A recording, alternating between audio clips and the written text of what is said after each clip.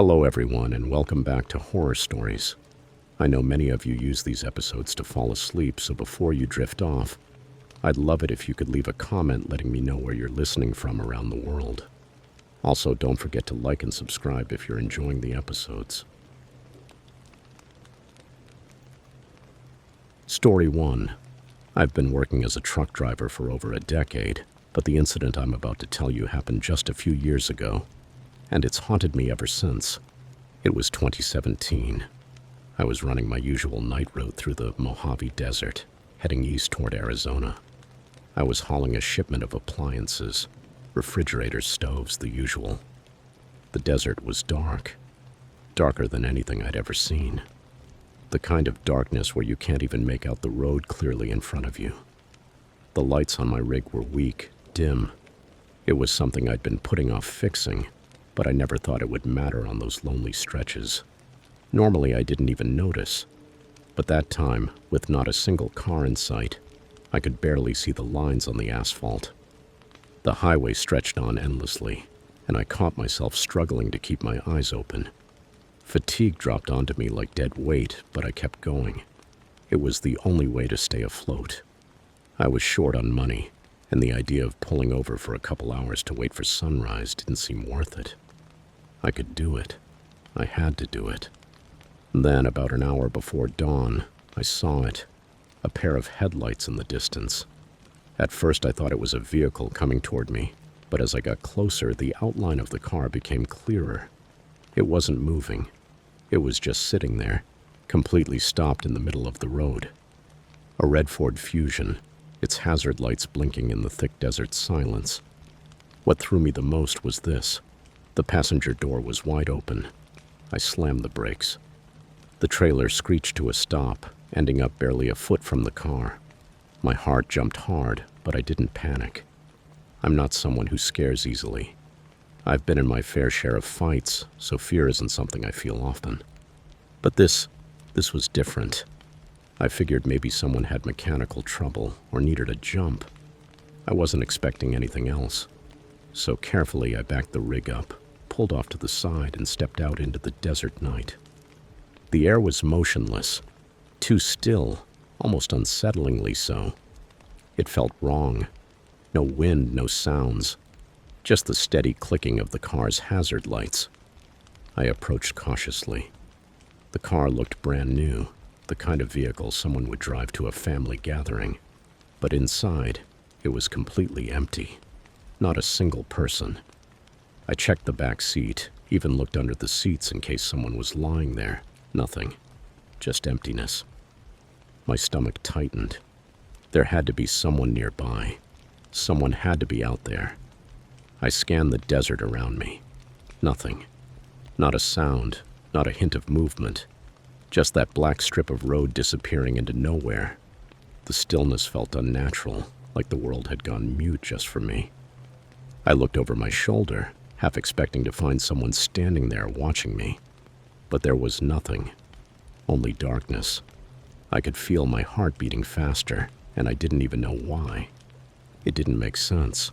So I took a step back and decided it was time to get back in my rig and forget the whole thing. But then as I looked around, something stopped me. There was a slight movement at the edge of my vision. A shadow. I froze for a moment. Air caught in my chest. That dark shape moved again, just beyond the reach of my truck's headlights. My mind started racing. Was it a person, or just the light in the desert playing tricks on my eyes? I told myself it was nothing, just my vision adjusting to the dark. But something gnawed at me, something primitive, something whispering in the back of my mind. I wasn't alone out there, and that feeling didn't feel right. I took a slow step forward, my boots crunching gravel underfoot. Keeping my eyes on the car, I started circling it carefully. The truck's headlights lit up the empty seats, the untouched interior. The air felt heavy, and the silence was unbearable. Not even a breeze stirred the dust. I reached the front of the car and stopped. Everything looked so normal. Too normal. The inside was spotless. The keys were still in the ignition, but the engine was off. Still, as I stood there, a chill ran down my spine. I realized I hadn't heard a single thing for minutes. Not even the usual desert sounds. No coyote yips, no rattlesnake rustle. Nothing. Just nothing. And then I noticed the trunk. The latch was slightly popped. I thought, why not check it? I wasn't sure what I expected to find. Maybe tools. Maybe something weirder. But something in me said that car was more than just an abandoned vehicle. I went to open the trunk, but it wouldn't budge. It was locked. I pulled the keys out of the ignition and unlocked it. The click of the lock turning echoed in the silence. I had a bad feeling, but I kept going. The trunk opened with a creak. I leaned in. It was dark inside, but my headlights gave just enough light to make out the shapes of 3 large soft bags. Lumpy, almost packed down. The kind someone would use to dump trash. Or maybe something worse. I stepped closer, pulled in by curiosity. My heart was pounding harder, and a sick feeling started rising in my throat. There was something wrong with those bags. Something was off. I reached out toward one of them, and my fingers brushed that surface, soft and damp. Just as my hand was inches away from the bag, I heard it. A gunshot. The crack of the bullet ripping through the air hit me like a punch to the stomach. My body jerked back hard, slamming into the side of the car, and the shock left me frozen for a split second. Then I snapped out of it and ran for my truck without thinking. I heard a voice in the distance, rough, dirty, hoarse, calling out to me. Hey. It sounded like it was getting closer, but I wasn't staying to find out. I climbed into the cab, hands shaking as I tried to turn the key. The engine coughed and died. I cursed under my breath and shoved the gear into reverse, furious. The rig roared and started again, but when I looked in the mirror, my blood turned cold. There was a figure standing behind the car. It was a short, stocky man with wild red hair. He wore filthy overalls and worn-out boots. In his left hand he held something, a small shovel, and in his right he gripped an old hunting rifle. For a second we just stared at each other. I couldn't move. I didn't know what he was doing, but there was something strange about his expression. He didn't look angry. He didn't look crazed. If anything, he looked worried. When my truck started moving, he dropped the shovel and began waving his arms. His mouth moved, but I couldn't hear what he was saying. He shouted something, but I wasn't stopping. Not for him. I wasn't staying there to find out what he wanted. I floored the accelerator. The rig responded and shot down the empty highway. But as I drove away, I couldn't shake the feeling that something was following me. In the mirror, I saw him running after me for a few seconds before turning back toward the car. But I didn't slow down. I pushed the truck faster than I should have, gripping the wheel so hard my knuckles went white. A few minutes passed and I thought I was safe. I kept checking the mirrors over and over, convinced he wasn't done with me. Then out of nowhere, bright headlights appeared fast and close, cutting through the desert darkness. The car. It was right behind me again. The lights grew more intense. My heart hammered in my chest, matching the speed of the rig. The constant roar of the engine seemed to swallow everything. But the image of that man chasing me kept flashing in my mind. I looked in the mirror again, trying to keep my eyes on the road while making sure the car didn't get too close. But it was right on me, far too close for comfort.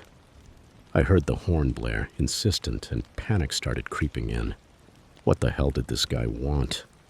My grip tightened, my knuckles white, jaw clenched. I thought about calling the police, but my mind was spinning. I didn't know exactly where I was, and I couldn't afford to stop. If I pulled over, I wouldn't make it out alive. That's what it felt like. I took a sharp curve to the left, hoping to lose him, but the car stayed with me. Its headlights cut through the night like a predator stalking its prey. This wasn't just a chase anymore. It was a hunt. The road ahead felt like it was closing in. I begged for a break, a chance, any way out. I hit the gas again, pushing the rig to its limit. I just needed to put as much distance as possible between me and that man. And right then, when I turned my head to look over my shoulder, the car did something that froze my blood. It pulled in front of me, cut me off, and slammed on the brakes. I slammed mine too, barely avoiding a rear-end collision. but the trailer shrieked as I swerved, losing control for a moment. The car ahead slowed down, forcing me to match its speed. Now I could see the man's face in the mirror. His eyes were wide open, full of desperation. He looked terrified, just like I was. Then, in the distance, flashing police lights appeared, cutting through the darkness like a beacon. At first, I almost didn't believe it, but as the patrol car got closer, I felt a tiny bit of relief. There was help. But that didn't stop the car from making another move. The figure inside the red Ford grew more frantic, trying to force me to stop no matter what. The patrol car got closer, and then the Ford veered off, accelerated, and disappeared into the desert. I pulled over and threw the rig into park, gasping for air. The officer stopped beside me and the siren clicked off until only a low hum remained. I climbed down before the officer even got out of his unit. I started yelling, telling him everything. What happened, how I was chased, the strange man, the gunshot. The officer listened in silence, his face completely unreadable. When I finished, he looked at me like I was crazy. "Stay calm," he said, like I hadn't just almost died. "We're going to investigate." It made me furious. Investigate? Seriously? That guy was following me. He almost ran me off the road. The officer didn't seem to care much. He said he'd file a report and they'd search with backup. I didn't stay to watch him fill out anything. I was done with that place. Whatever was going on out there wasn't something you stuck around for. The cops let me go, promising they'd call if they found anything. But I knew how that goes. They never called. As I got back on the road, trying to regain some sense of control, I couldn't stop thinking that something didn't add up. What was that man doing out in the middle of the desert? And why did he chase me like that? I made the delivery, but it felt like the longest drive of my life. That night ate at me. I couldn't forget the image of that man in the desert, his wild red hair, the shovel in his hand, and the way he looked at me, like he was trying to warn me about something. But I never found out what it was.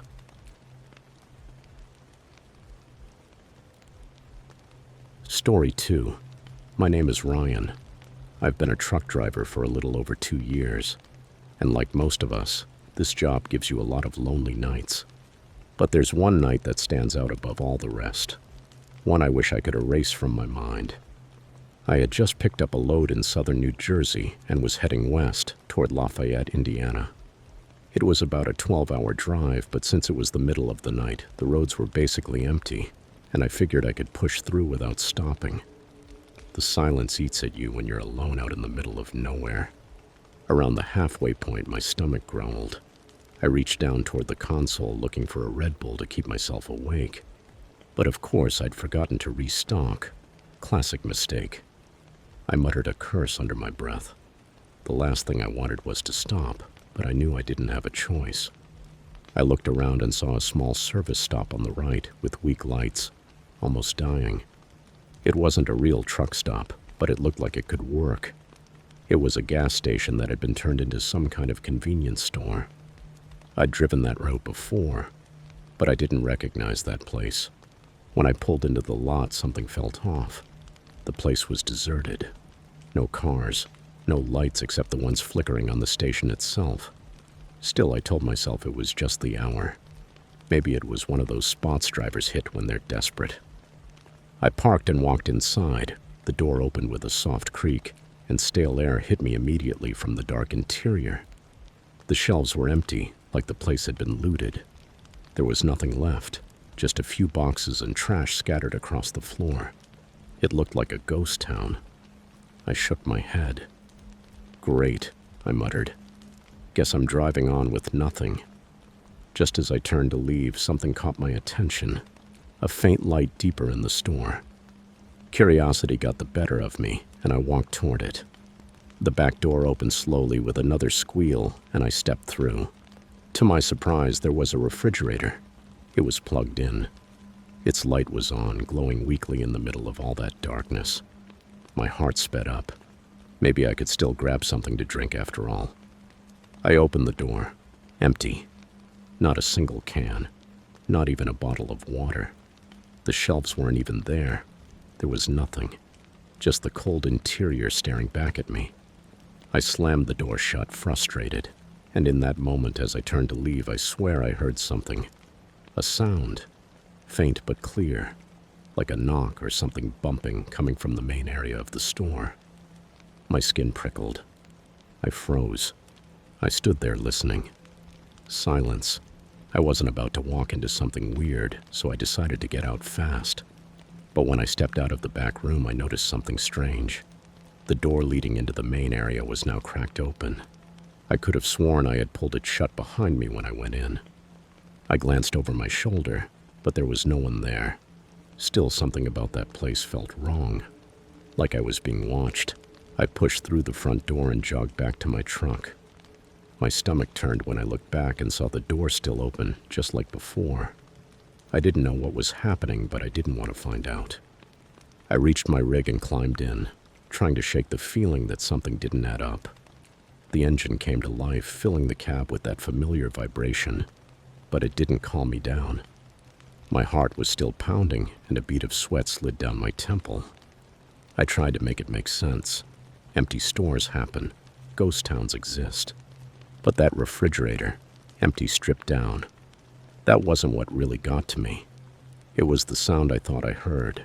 Something heavy, like metal scraping across the floor right before I left. I checked the mirrors.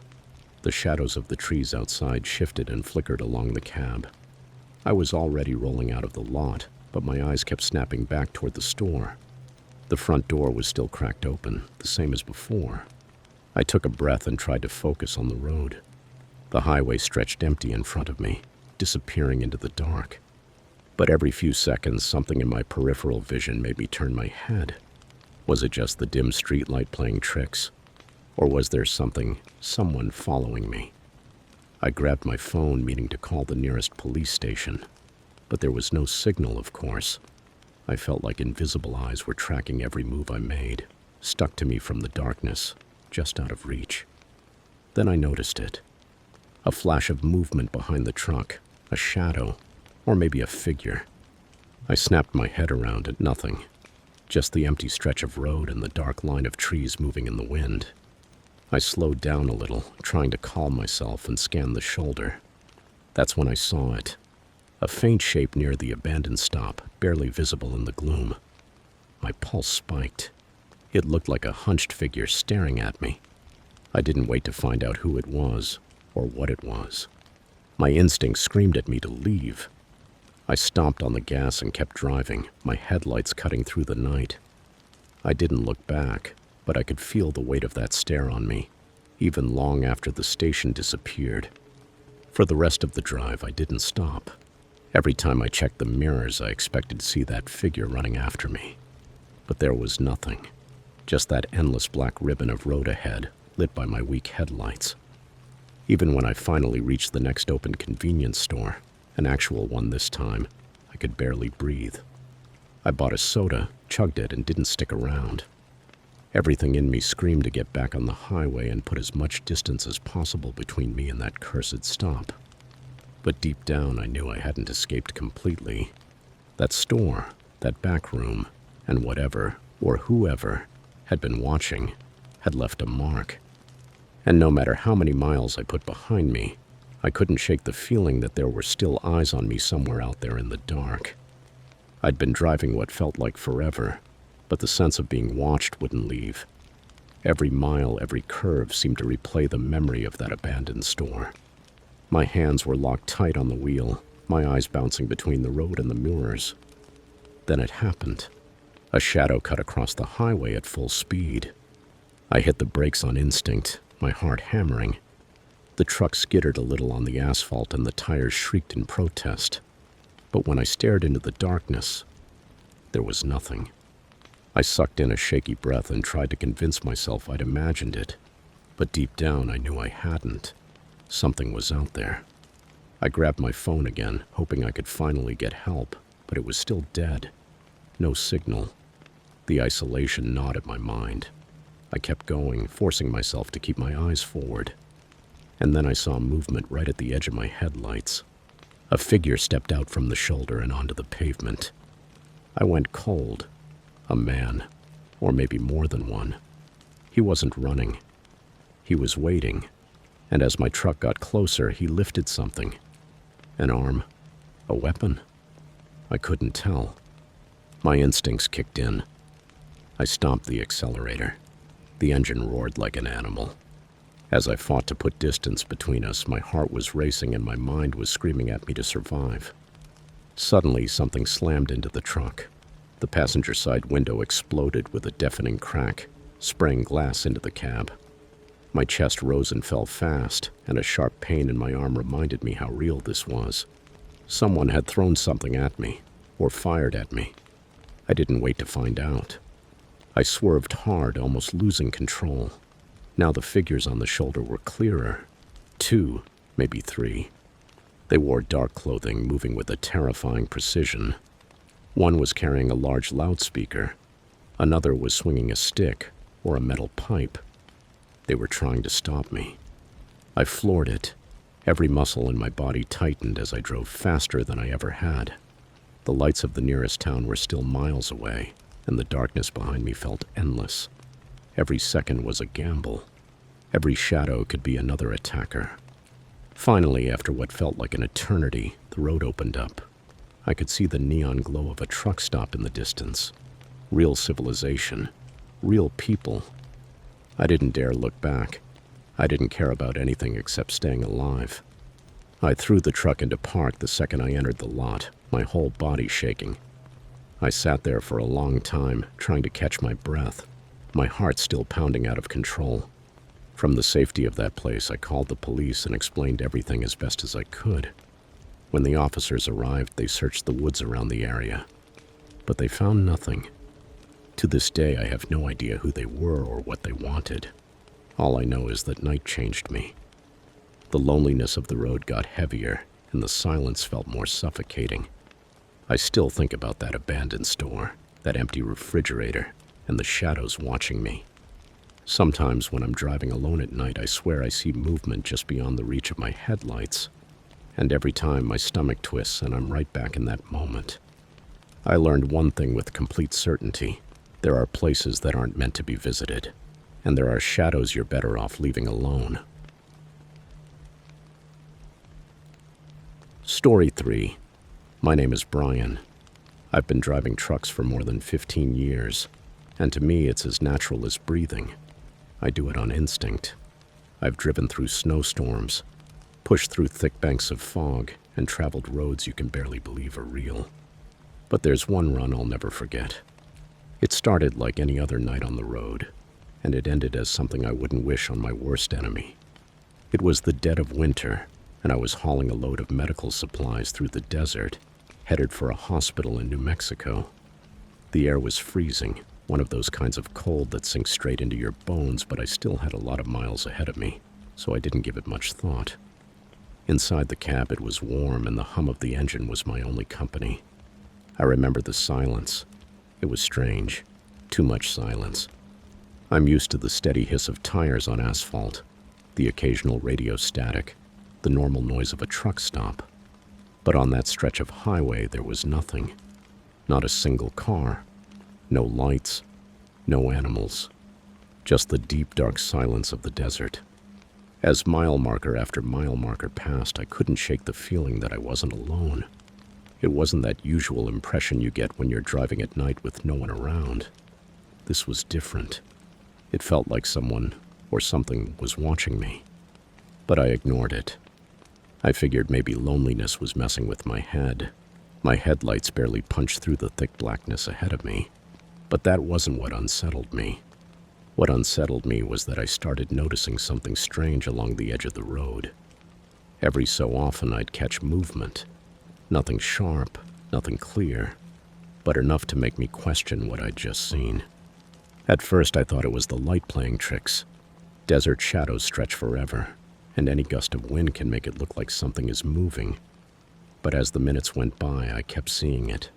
There was something out there, something big. And it wasn't just shadows. Then I saw it more clearly. A tall, thin figure wrapped in dark clothing, standing off to the side of the road. For a moment I thought it might be a hitchhiker, but there was no vehicle anywhere nearby. I hesitated, my foot hovering over the brake. The thing didn't move. It was just there, staring at me. I can't explain it, but there was something about that silhouette that sent an icy shiver straight down my spine. A sick feeling rose in my throat, and for the first time in my entire career, I felt real fear. I held my foot on the brake for a moment, torn between stopping or driving straight past whatever that thing was. In the desert silence, every sound felt huge, the low rumble of the truck, the bitter wind, and then that terrifying stillness, the kind of stillness that makes you feel watched. I'd been on the road long enough to know when something wasn't right, and this wasn't right. I told myself it was just a hitchhiker, but even while I tried to believe it, I couldn't shake the feeling that something was horribly wrong. The figure didn't move. It didn't look like it was trying to get my attention. It just stood there, unmoving, like a dark specter planted in the desert. I decided to at least slow down to make sure everything was okay, but as I got closer, it stayed exactly the same. No raised hand, no gesture, nothing. It didn't look human. It was too still, and the way it stayed just outside the true reach of my headlights chilled me to the bone. I was almost on top of it when I slammed the accelerator and took off, pushing the truck faster than I should have. But I didn't care. I couldn't get away fast enough. Still, the figure stayed in my mirror, not running, following, moving at an impossible pace like it was gliding across the desert. I was halfway through that stretch when the headlights flickered. It was just a split second, but I felt it. Something was interfering with my truck. I cursed under my breath and messed with the controls, but the lights wouldn't come back. And then, just as quickly as it began, the headlights turned back on. But now there was something else. When I glanced to the side, I saw another figure. This one wasn't standing still. It was moving, walking alongside the truck just outside my direct line of sight. Its face was hidden in shadow, but its posture was unnatural, like it was floating more than it was walking. It moved in a way no human being could. I tightened my grip on the wheel, my heart slamming in my chest. It wasn't a person. It wasn't a hitchhiker. I had no idea what that thing was, but I wasn't staying to find out. I pressed the accelerator again, praying the truck could go faster, but the figure kept pace with me. Even when I sped up more, I could still see it out of the corner of the mirror, matching me through every shift, following every change, keeping up with every movement. The desert felt endless. The road didn't end, not for what felt like hours. And every few minutes I'd see that movement again. More figures, sometimes more than one. Always at the edge of my vision, always inside the shadows. I should have pulled over. I should have stopped and tried to figure out what the hell was happening. But the fear crushing my chest told me the opposite. Something inside me insisted that if I stopped, I wasn't getting out of there alive. I could feel sweat soaking through my shirt, the air inside the cab turning thick, heavy. My hands were locked on the wheel so hard my knuckles ached. But I couldn't let go. If I did, it felt like I'd lose control. Not of the truck, of myself. Every time I checked the mirror, there it was, one of the figures standing just outside the reach of my headlights. It never stepped into the road. It never cut me off. But it stayed close enough that I could feel it right behind me, watching, waiting. Then the wind picked up. It howled through the truck's vents, rattling the sides of the cab. And for a moment, I thought I heard voices inside the wind. Soft whispers like murmurs underneath the roar of the engine. I had to be losing my mind. And then again, the lights went completely out. Just like that. Instantly. I slammed the brakes and the truck skittered on the road. My pulse thundered in my ears as I tried to restart the engine, but the truck wouldn't respond. The headlights were dead.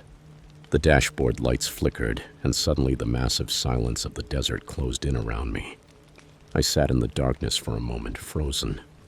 The hair on the back of my neck stood up. The wind howled louder now, with a strange, disturbing sound. And in the calm that followed, I heard something that froze my blood. A tapping on the window. At first it was soft, almost like a sigh of sound. but then it got stronger. A steady rhythmic knock like fingernails against glass. Each tap sent a wave of ice through my veins. I couldn't move. My eyes were locked on the window. And then I heard it again. A voice. No longer a whisper. Now it was clear, steady. Let us in. It wasn't human. There was something wrong with the tone, something hollow. It sounded like it was coming from everywhere at once. I snapped out of it and reached for the door handle, hands shaking. But before I could do anything, the truck lurched forward. I looked up and there it was. Something standing directly in front of my truck. A tall, thin figure just like the others. But this time, I could see its face. Pale and bony, with sunken eyes and a mouth stretched into an impossible smile. It didn't move. It didn't even seem to breathe. It just stared. I couldn't breathe. And as quickly as it appeared, it was gone. It vanished back into the desert. The truck started up again, the engine roaring like nothing had happened. The lights flickered and came back on, and the desert returned to its sick, unnatural silence. But the damage was done. I couldn't get that face out of my head. It was burned into me. I wasn't staying there to find out anything else. I slammed the accelerator again, this time without looking back. I pushed the truck faster than it was built to go, and I didn't stop until I reached the first truck stop I saw, miles and miles away. When I finally pulled in, I jumped out of the cab with my heart still racing, my whole body shaking from adrenaline. I needed to be near people. I needed to know I wasn't the only living thing out there. I never told anyone about that night, and I never drove through that part of the desert again. There are places you're better off leaving unexplored. Sometimes I still think about it, especially when I'm alone in the cab at night. The memory of those figures, that feeling of being hunted, it sticks to me. And I can't shake that voice I heard in the wind. Let us in. That's not something you forget.